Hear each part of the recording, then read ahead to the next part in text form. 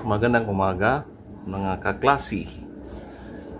I-discuss ko ngayon about laws of exponent pa rin but multiplying radicals. So maraming mga rules sa radicals. So i-discuss ko ngayon. So dito is multiplying radicals. So example number 1. So cube root sa 2x times cube root sa 4x squared. Ito yung indices o roots. Ito yung radicals. So, paano yan? So, pag the same yung indices or exponent, so, madali lang yun. Ilagay mo lang yun sa loob, yung lahat. 2x times 4x squared. Okay? So, cube 2 times 4, that is 8. Ang x natin is 1 of 2, so i-add natin, that is cube. So ano ang cube root sa 8? That is 2. So 3 divided by 3, that is 1, so x na lang yung natira. Okay, so yan ang first rule ng multiplying radicals. Other rules of multiplying radicals, hindi pareho yung indices o roots but the same radicals. Paano yan? So gawin natin tong i-convert natin. So okay, 4y to the 1/2, that is square root, so 1/2. Tapos multiplying 4y, ito 3, that is 1/3. Okay, so anong gawin natin dito? So pareho siya but different exponent. So gawin natin siyang gawa tayo ng common denominator para common yun. So ang 4y, that is 4y. Okay, 1/2 plus 1/3. Okay, so next 4y. So this common denominator, that is 6. 6 divided by 2, that is 3. 6 divided by 3 plus 2. So ang answer natin is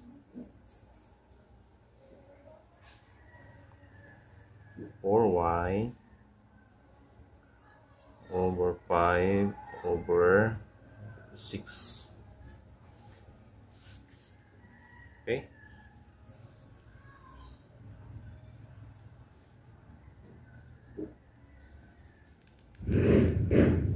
so ang answer dito is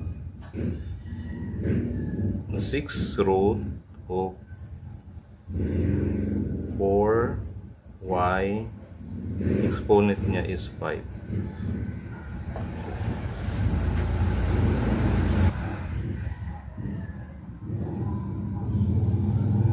So ito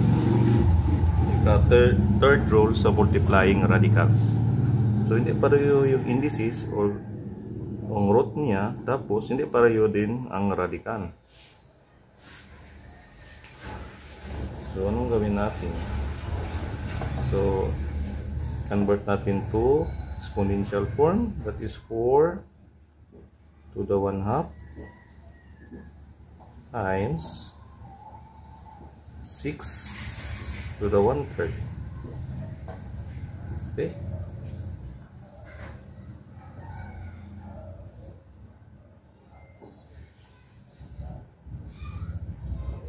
so kunin natin yung common denominator niya, that is 4. Ano yung common? That is 6. 6 divided by 2, 6. 3. Multiplying by 6 divided by 3, that is 2, or 1/2.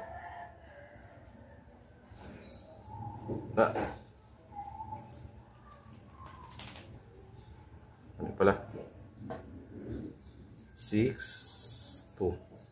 6 divided by 3, that is 2. Okay? So, pareho na sila o indices. So, anong gawin natin dito? So, ilagay natin siya sa 6 root kasi pareho sila. 4 to the 3 times 6 to the 2. Okay?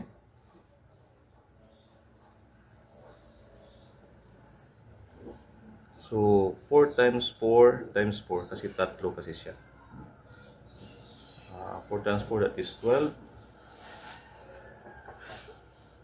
Tapos 12 times 4, that is 48.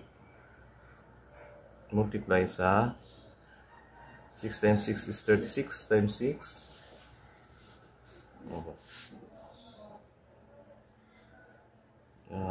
36 times 6. 3.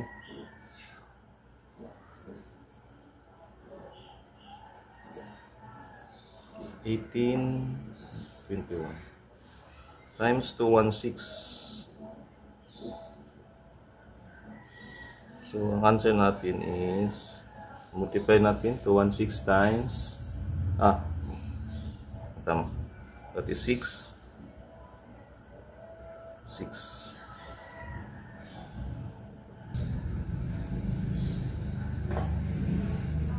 Test natin.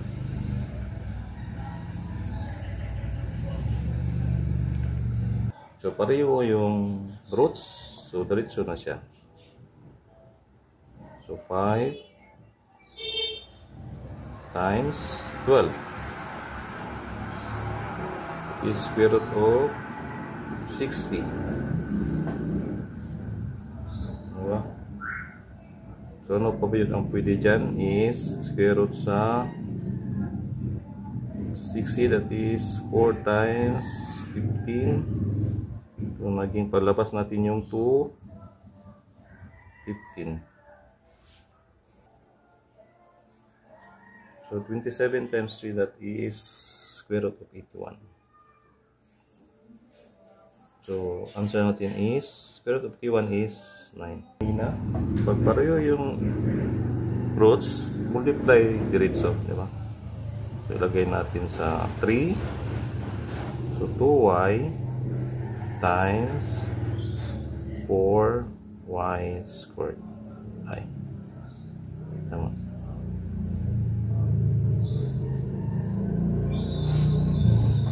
So,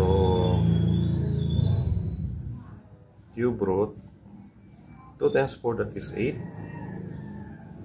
y cube kasi y 2, that is 3.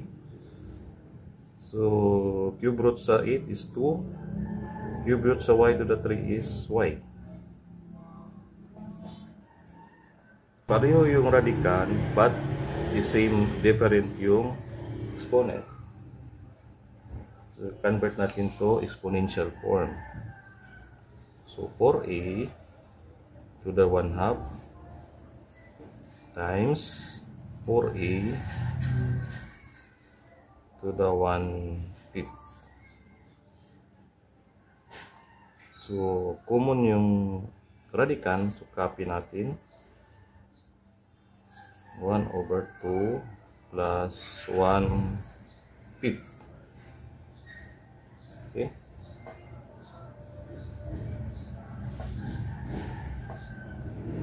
So, common, this common denominator, 4a. Common niya is 10. 10 divided by 2 is 5. 10 divided by 5 is 2. So, 4a, 7/10.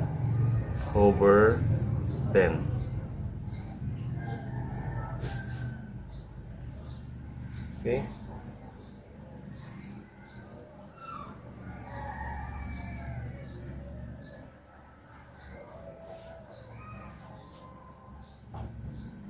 So, balik tayo sa radical. So, gawin natin 10 root kasi 10 sa baba. Ito pala. Para hindi makalimutan ha, gawin ito yung close parenthesis, open close parenthesis. So, 4 to the 7, 10, mali. A to the 7. So, answer natin is 10th root of 4 to the 7, that is 16,384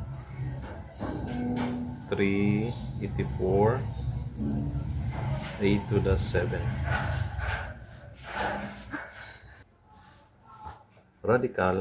Radicand, but ang exponent niya is different. So, anong gawin natin? Convert natin to exponential. 1 to the 5th times x to 1 over 3.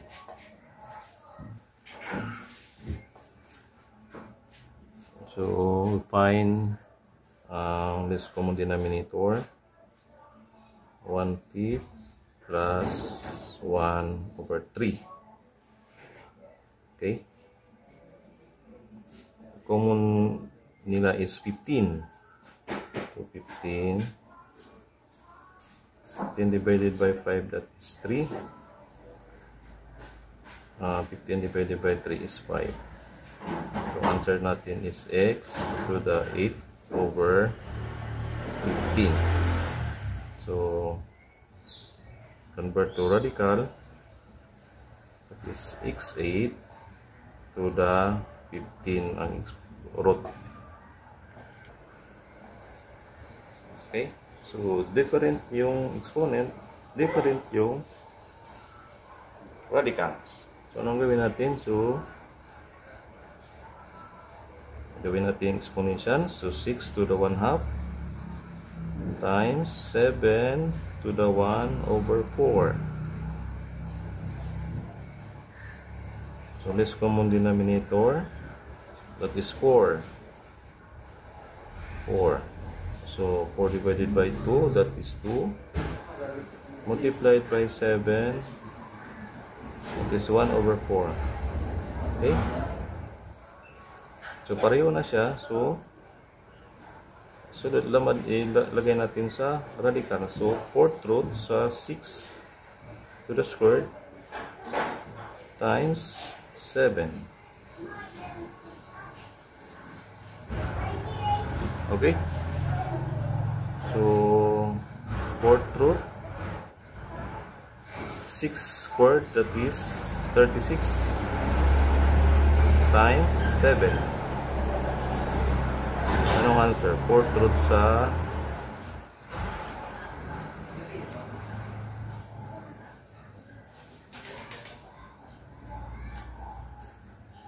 36 times 7. 252.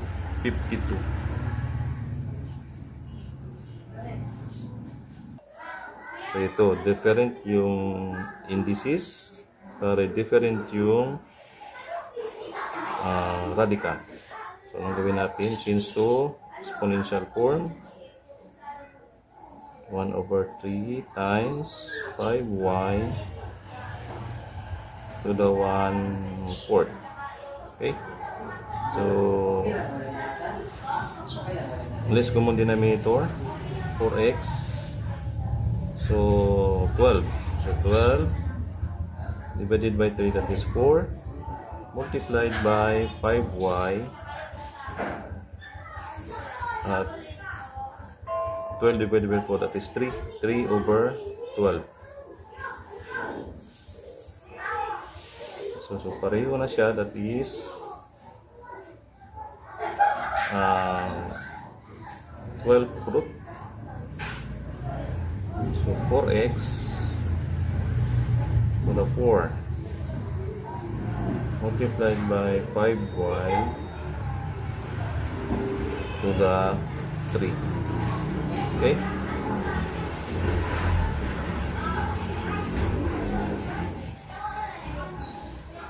So, apat na 4. That is 4 times 4 times 4 times 4. 256.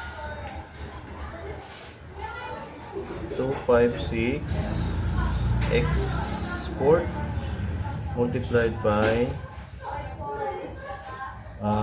tatlong 5 times 5 times 5 125 y cube.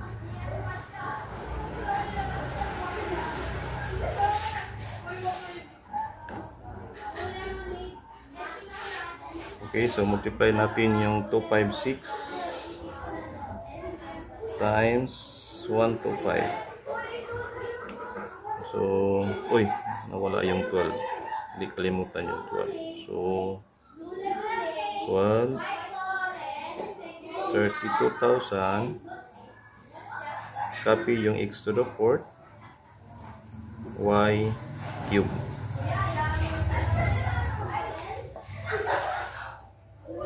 Okay, yan ang answer. So, pwede natin ilabas yung 9.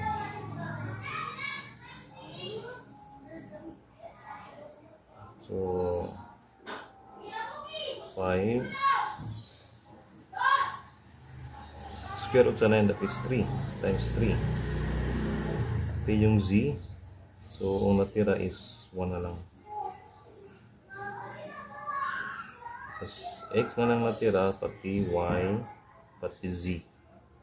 Okay? Next. So, 3. Gawin natin siyang 4 times 3. Kasi 12. XZ. Tapos, ito, 6. Palabas natin. Kasi squared yapon siya. So 6xy square root sa y. Okay?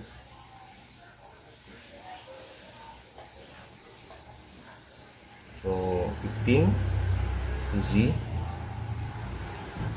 square root sa x, y, z. Okay? Ito palabas natin yung 4, that is 2, that is 6. 3 natira x z. Tapos copy yung isa 6 xy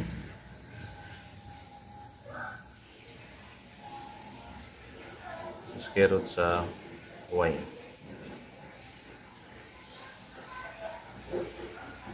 So gawin natin dito, i-multiply natin yung sa labas.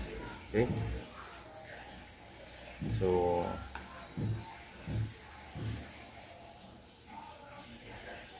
15 times 6 times 6, that is 540. 540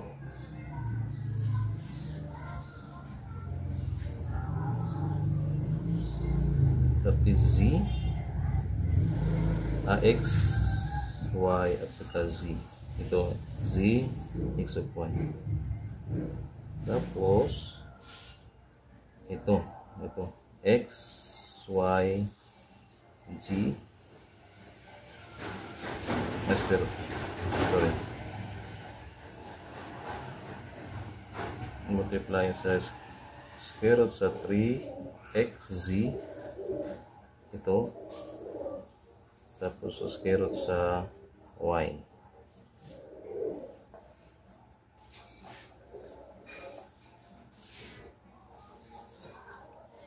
Okay, so the same exponent but different radical. Ano ganun gawin natin?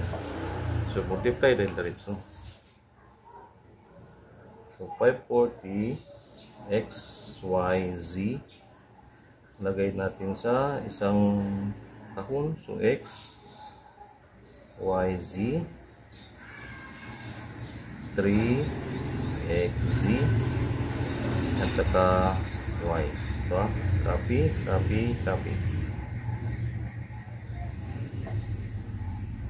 So 540 Sorry. X, Y, Z. So, ilang X? Lagyan natin ng 3. Ang X natin is dalawa. So, X squared. Y natin is dalawa rin. Ang Z natin is dalawa.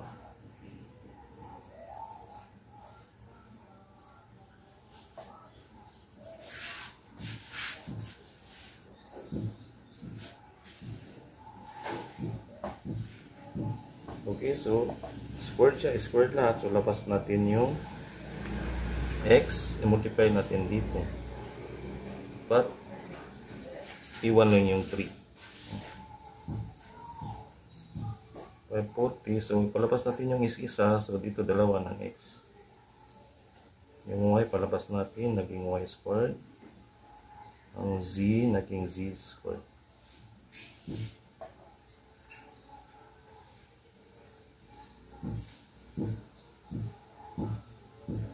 Tapos square root of 3.